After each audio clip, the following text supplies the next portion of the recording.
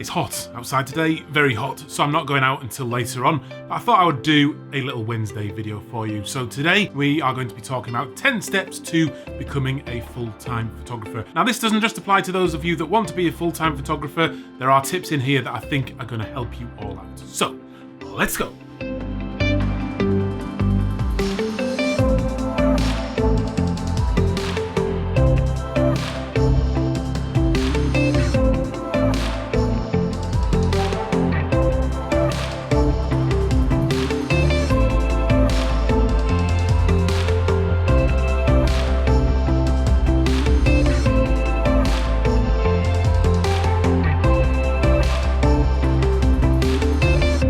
As you may know, a few months ago, I finally made the leap to becoming a full-time photographer. I'm not doing anything else other than photography, filmmaking, YouTube, that kind of thing. So I wanted to share these few thoughts that I had along the way. I think some of them could really help you out. So let's not waste any time. Number one is you've got to love it. It's as simple as that. Seems obvious, but you've got to love what you're doing if you're going to be successful in anything in life, really, and photography is no different. I, in the past, have not been very good at interviews at all because I wasn't really keen on explaining myself, for one thing, but also the jobs I was going for, I was never truly passionate about it, and people knew that because it comes across when you're not passionate about something. So I never got the job because there's always other people there that wanted it more than me, because you can fake it for a little while, maybe, but eventually you'll get found out. Say if you've started photography as a hobby and you've worked your way up and you've eventually gone pro, that credibility, that passion is gonna come across and people are really going to appreciate that. So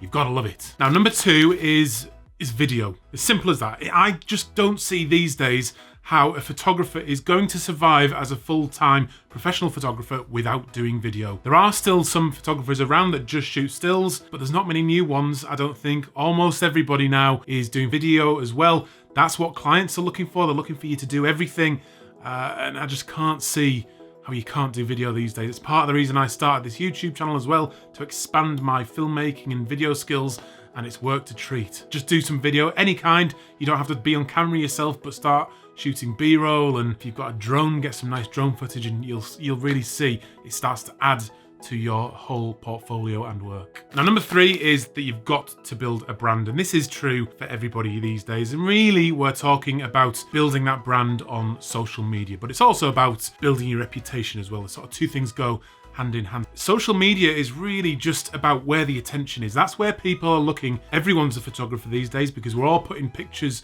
on social media. So you've got to do something to keep putting out that good work so people notice you. And if you choose to ignore Instagram, particularly things like 500 pics, YouTube and Facebook, all those sort of things, if you choose to ignore that, you do it at your peril, because I can guarantee you that I won't be, other photographers won't be, and that is where the eyes are at. It's not to be feared though, because if you're working hard, you'll have the content to put out. Be friendly, be supportive, encouraging of other people, and that brand and reputation will soon start to build, and people will get to know you very well and enjoy what you're doing. Number four is to find your niche. It's an important step really, because just in life, a jack of all trades will never get to the top of their game. So as you're expanding and learning photography, thinking about becoming a professional, think about what you're best at and do that. It's fine to have interests all over the place, but really when you start to build your reputation, build your brand, try to focus down on the most narrow thing you possibly can that's going to work for you, because that's how life is generally. I find this difficult, actually, to be fair, because I'm quite well known for my water drop photography. That's very, very niche, but I also love doing landscapes. I then do weddings. I'm a filmmaker as well, so I am doing quite a broad spectrum of things. I think probably if I'd narrowed down a little bit more earlier on, that probably would have benefited my career a little bit more. Finding a niche can definitely help you, and people will know you for that. Number five is to ignore conservative photographer. Now, conservative photographer is a sort of character that I've made up just to represent all the cliqueiness and rudeness and horrid attitudes of some photographers out there. They are a person that puts you down. They're trying to keep you down to stop you succeeding. They'll spend a long time pretending to support you, but then they'll be bad-mouthing you behind your back. As you get into the pro market, they'll run Google ads against your name as well, so their name appears above yours in the sponsored ads. Nasty little tactics like that. The key is just to ignore them. There is some light at the end of the tunnel because I'm just convinced we're starting to move and live